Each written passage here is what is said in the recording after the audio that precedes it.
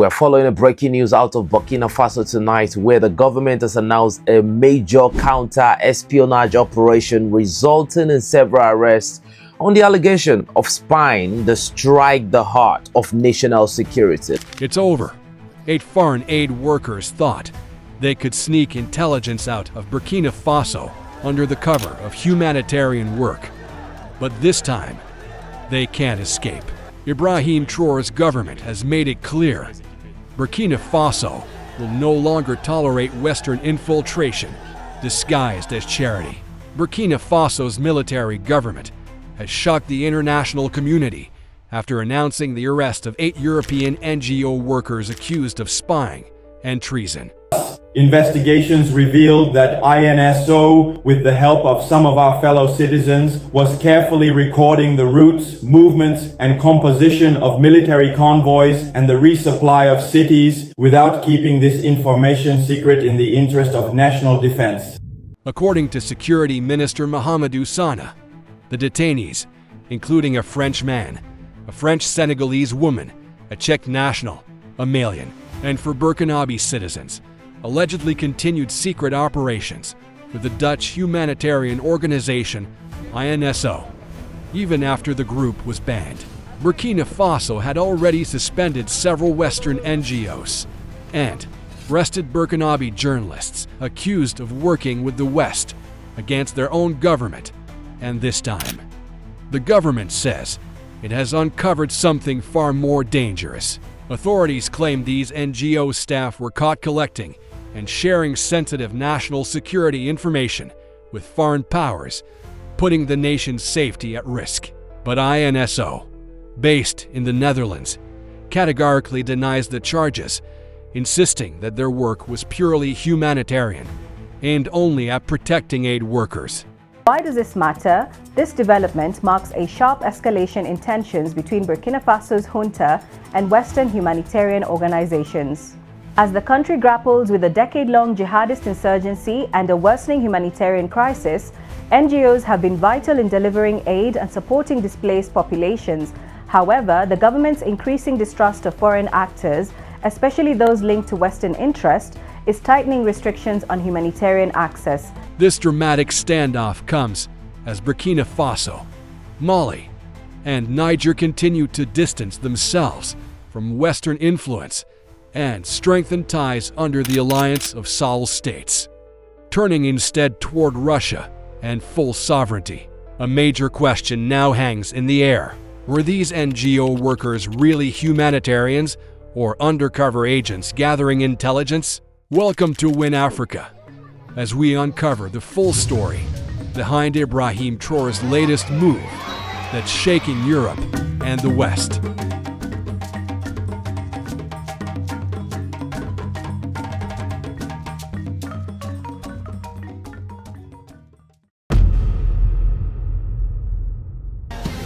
For some time now, our services have been closely monitoring the activities of a non-governmental organization called the International NGO Safety Organization, abbreviated as INSO. Thanks to genuine cooperation from citizens, our services have managed to understand that this non-governmental organization constituted a spy network in Burkina Faso. Regarding the facts, the NGO INSO, whose headquarters are currently located in the Netherlands, has been operating in our country since 2019 under Establishment Convention number 057-2019-MINFI-INSO. In accordance with the Establishment Convention in Burkina Faso, the NGO's field of activity is limited to training humanitarian NGOs in matters of security. However, in violation of the ambiguous legislation in our country, this NGO was systematically collecting all types of information related to the country's security, political and administrative activities.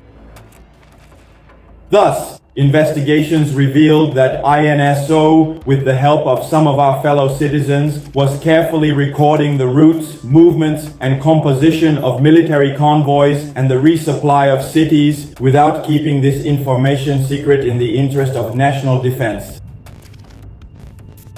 It systematically recorded the military resources deployed to secure a given convoy, gathering information on the number of vehicles, heavy weapons, motorcycles, and so on.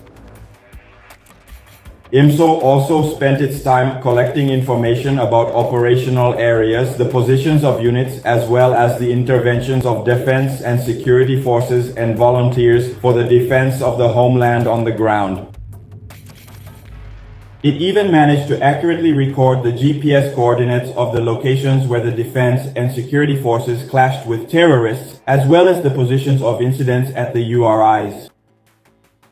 Subsequently, the NGO would count the number of victims after an attack or a security operation.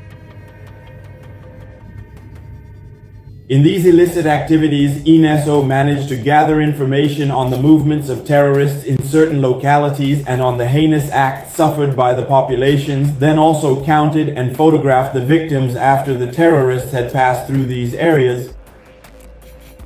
In this nest of espionage, they also recorded information for us in the cities, such as road traffic accidents, decisions or operational issues of special delegations, and the activities of security services.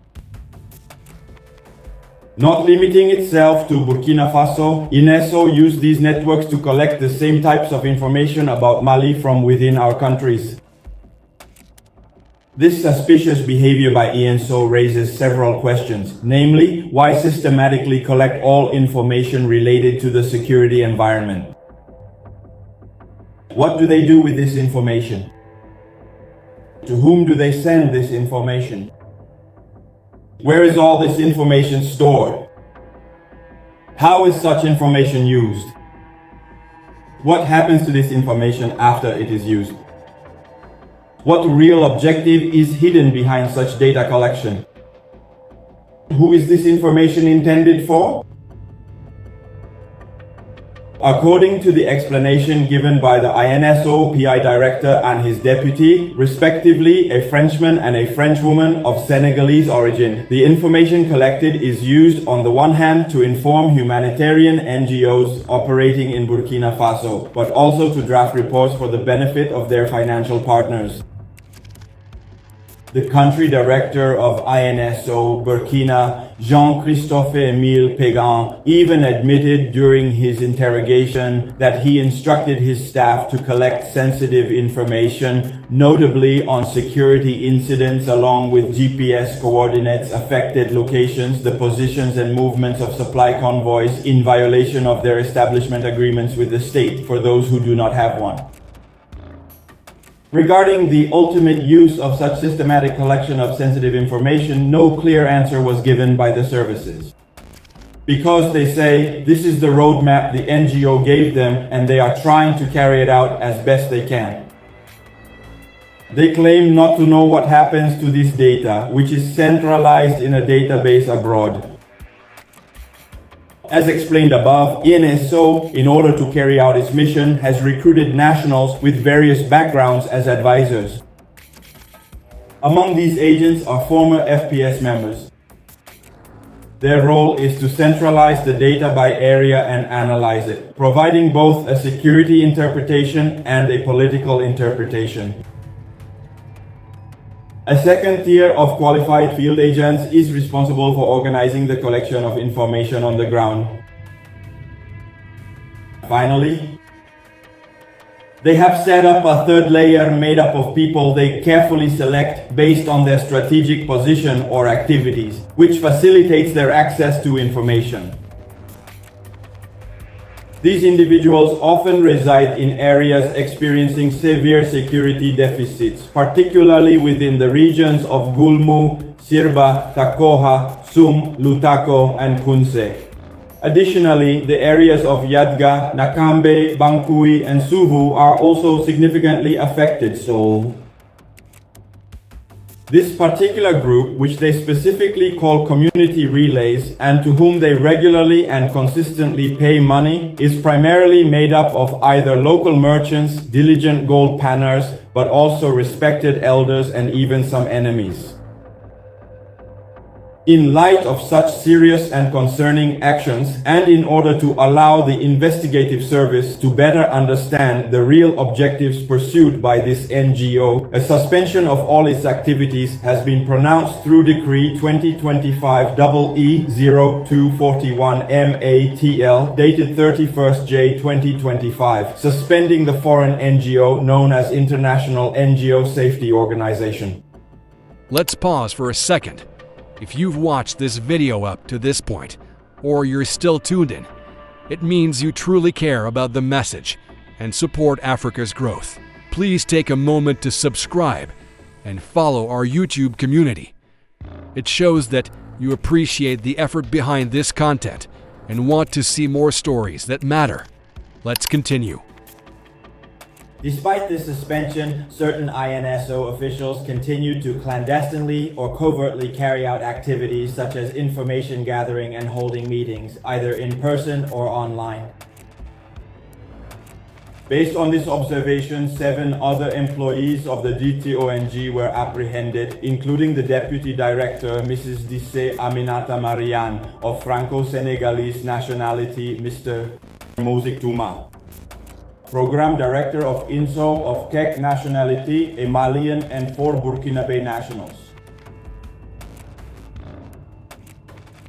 It should be noted that it is indeed Mrs. Dissé Aminata Marianne, the Deputy Director, who continues to hold online meetings and organize information gathering from her home located in the Zone du Bois neighborhood of Ouagadougou in defiance of the suspension order. She also organized the trip of Mosik Touma from The Hague to Ouagadougou on September 8, 2025, even though the NGO's activities are suspended. He is the Program Director of UNISO at its headquarters in The Hague and also serves as the Acting General Director of the NGO. At this stage of the investigation, it can be clearly stated that UNISO is a foreign NGO run by foreigners who were collecting and providing sensitive security information that could be detrimental to the national security and interests of Burkina Faso to foreign powers, and this in full complicity with certain Burkinabè individuals. In terms of the decision taken, given all those involved, all the individuals implicated who have been detained will be brought before the prosecutor of Faso for espionage and treason. In accordance with the provisions of Article 311.4 of Law 05-2018 of May 31st, 2018, relating to criminal penalties for the offenses in question.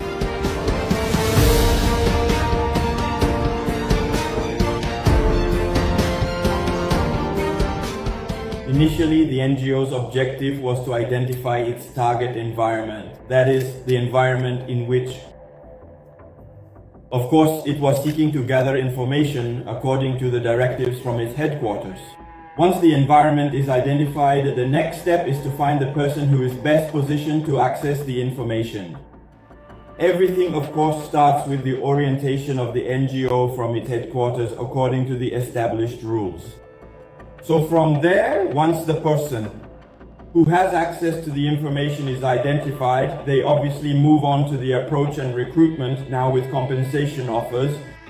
So if you accept, you are recruited, and from there, the work begins. So that's more or less how we can present the techniques for recruiting and identifying people. And you have followed all of this in my opening statement. Not only is it based on security information, so if it concerns students, obviously it was also necessary to use former RPS to provide information, to provide the structure of the network, to provide the types of weapons. Because if you take a civilian or an agent or even a former member to identify the types of weapons, it's not obvious. So obviously you need someone who knows about it. If you also want to get information in the field of recruitment, you need to identify a leader. That's how the NGO went about identifying its candidates and proceeded with recruitment. As for the remuneration, we can mention them. The country director received 3.5 million per month. His assistant, 3.5 million. The NGO's DAC, 2.4 million. The NEIL operations, the operations managers, 2.4 million. The HR director, 1.2 million. The safety advisor, 1.8 million. The training manager, 1.8 million. The regional analyst, because he is the one responsible for analyzing and providing security assessments to policymakers based on the intelligence collected. He received 1.7 million. And the junior safety officer, advisor, 1,300,000. The GIS manager or information manager, 1,800,000. The field monitor, 110,000. The one responsible, of course, for managing the coverage plan and collecting information in the field. And official information, 800,000. The training assistant, that's 130,000. The financier assistant, 590,000. The GIS assistant, 590,000. The senior driver, 520,000. The driver, a total of 390,000, was involved in the incident. The security guard, 210,000. The cook, the mixer, 390,000. The cleaning staff, 210,000. The defense minister's revelation has left no doubt. This was not just another NGO operation. According to his statement, the so-called humanitarian group, INSO, wasn't just training aid workers. They were mapping Burkina Faso's military routes, convoy details, and even GPS coordinates of army positions. They allegedly built a sophisticated network of local collaborators, from former security officers to community leaders, who secretly supplied information in exchange for payments, all while claiming to serve humanity. But the big question remains, for whom was all this data meant? The evidence points to a much deeper web of foreign interest, stretching from Ouagadougou to The Hague, and possibly beyond.